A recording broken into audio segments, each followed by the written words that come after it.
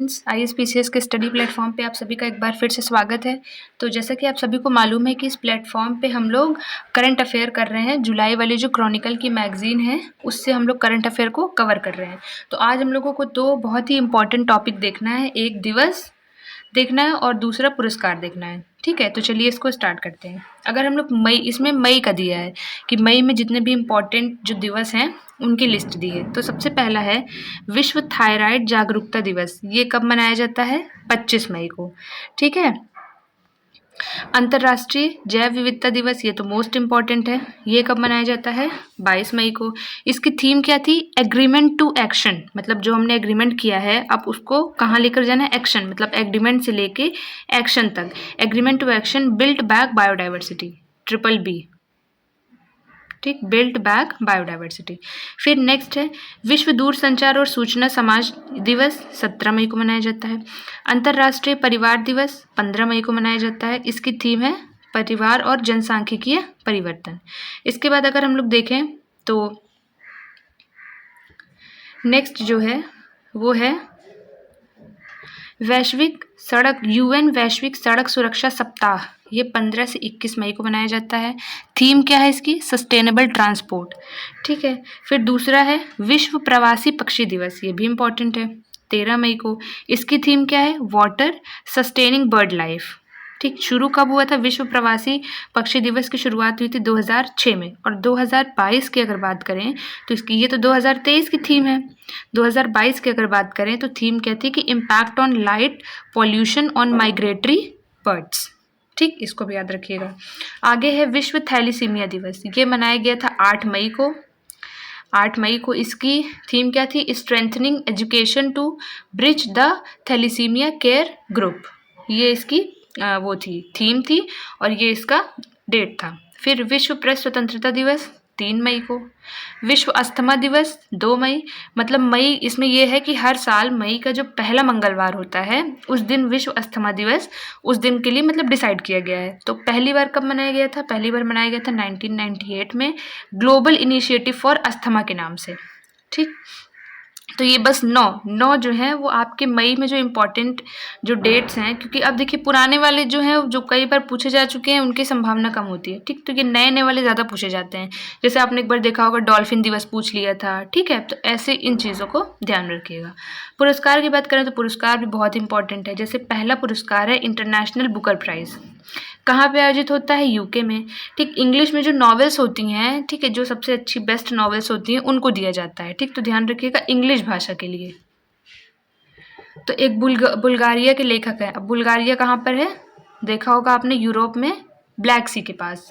ठीक, अगर आप बुल्गारिया को मैप में लोकेट करेंगे तो ब्लैक सी के पास आपको क्या दिख जाएगा? बुल्गारिया। तो वहाँ के लेखक हैं जॉर्जी गोस्पोडिनोव। ठीक, उनकी उपन्यास क्या थी? Time shelter. इसका अंग्रेजी में अनुवाद किन्होंने किया था? एंजेला रोडेल ने। और ये बुल्गारिया का पहला उपन्यास है जिसको इंटरनेशनल बुकर प्राइज़ मिला है। तो अगर आप लोग एग्ज़ाम देते हैं, मतलब अगर आप लोग PYQ देखते हैं तो जो पहला होता है वो इम्पॉर्टेंट हो जाता है अपने आप में, इसलिए इसको ध्यान रखिएगा। फिर नेक्स्ट है, ये भी इम्पॉर्टेंट है क्योंकि ये हमारे प्रधानमंत्री जी से रिलेटेड है। ठीक है, तो पापुआ न्यू गिनी और फिजी, इसका सर्वोच्च नागरिक सम्मान दिया गया है नरेंद्र मोदी जी को। ठीक, तो अगर हम लोग सम्मान की बात करें, नाम, तो पापुआ न्यू गिनी का नाम क्या है? Grand companion of the order of लोगोहू। तो अगर लोगोहू आया तो वो पापुआ न्यू गिनी का हो जाएगा। फिर फिजी का जो सर्वोच्च नागरिक सम्मान है the champion of order of Fiji, Fiji का नाम आया तो फिर जाहिर सी बात है वो फिजी का हो जाएगा। ठीक है। फिर नेक्स्ट है चौथा राष्ट्रीय जल पुरस्कार। ये किसको दिया गया है? मध्य प्रदेश।